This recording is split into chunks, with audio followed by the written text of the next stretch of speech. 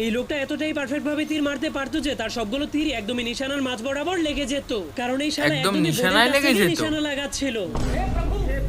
আর এই বোর্ডের লোকটা কাছে একদমই নিশানা পারফেক্ট ভাবে বলে লাগাচ্ছিল। নিশানা লাগিয়ে দেয়, যার ফলে সবগুলো বল একসঙ্গে এই ফুটোর দিকে যেতে শুরু করে দেয়, কারণ সে সবগুলো ফুটোর বলকে দিকে? একসঙ্গে সুপার গ্লু দিয়ে লাগিয়ে রেখেছিল। আর এই দুইজন লোক টেনিস বল খেলছিল, কিন্তু খেলা দেখতে আসা সবগুলো দর্শক অনেক অলস ছিল, কারণ তারা তাদের অলসতার জন্য ছিল। তাদের মাথাগুলোকে ঘোরাতো না, তারা শুধুমাত্র তাদের চোখের মণিগুলোকে বলের সঙ্গে সঙ্গে এদিক ওদিক ঘুরিয়ে দিত।